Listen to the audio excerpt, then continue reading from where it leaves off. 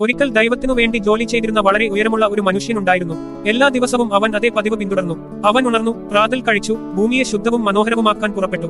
ഒരു ദിവസം രാവിലെ പ്രാതൽ കഴിച്ചുകൊണ്ടിരിക്കുമ്പോൾ അവന്റെ കണ്ണുകൾ കലണ്ടറിലേക്ക് പോയി. പെട്ടെന്ന് അയാൾക്ക് ഇന്ന് ദൈവം തന്നെ തന്റെ ജോലി പരിശോധിക്കാൻ വരുന്ന കാര്യം ഓർമ്മ വന്നു. ഇങ്ങനെ ചിന്തിച്ചുകൊണ്ട് അയാൾ വേഗം തന്റെ ടൂൾബോക്സ് എടുത്ത് ജോലിയിലേക്ക് പാഞ്ഞു.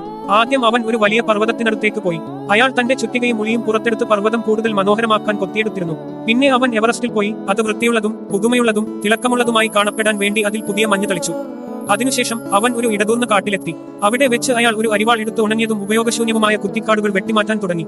താമസിയാതെ കാട് കൂടുതൽ വൃത്തിയും ഭംഗിയുമുള്ളതായി തോന്നി. പിന്നെ അവൻ വിക്ടോറിയ തടാകത്തിലേക്ക് പോയി. അവിടെ വെച്ച് അയാൾ പതുക്കെ ശ്രദ്ധാപൂർവ്വം വെള്ളം ഒഴിക്കാൻ തുടങ്ങി. അങ്ങനെ തടാകം കൂടുതൽ ആഴമേറിയതും വൃത്തിയുള്ളതുമായി കാണപ്പെട്ടു. അയാൾ ഇതെല്ലാം ചെയ്തുകൊണ്ടിരിക്കുമ്പോൾ ചില ആദിവാസികൾ സമീപത്ത് വന്നു. ഇത്രയും ഭീമാകാരനായ ഒരു മനുഷ്യനെ അവർ ആദ്യമായിട്ടായിരുന്നു കാണുന്നത്. അവർ ഞെട്ടിപ്പോയി. അവന്റെ വലിപ്പം കാരണം അവൻ തടാകത്തിലേക്ക് മൂത്രമൊഴിക്കുകയാണെന്ന് അവർ കരുതി. അവർ തെറ്റിദ്ധരിച്ചു, ദേഷ്യപ്പെട്ടു. പക്ഷേ ഉയരമുള്ള മനുഷ്യൻ പുഞ്ചിരിച്ചുകൊണ്ട് താൻ ദൈവത്തിനു വേണ്ടി പ്രവർത്തിക്കുകയാണെന്നും ഭൂമിയെ മനോഹരമാക്കുകയാണെന്നും സൗമ്യമായി വിശദീകരിച്ചു. ആദിവാസികൾ അദ്ദേഹത്തെ ശ്രദ്ധയോടെ കേട്ടപ്പോൾ ഒടുവിൽ അവർക്ക് എല്ലാം മനസ്സിലായി. അപ്പോൾ അവർ സന്തുഷ്ടരായി അവനെ ബഹുമാനിക്കാൻ തുടങ്ങി. അവർ തല കുനിച്ച് കൂപ്പുകൈകളോടെ അദ്ദേഹത്തെ അഭിവാദ്യം ചെയ്തു.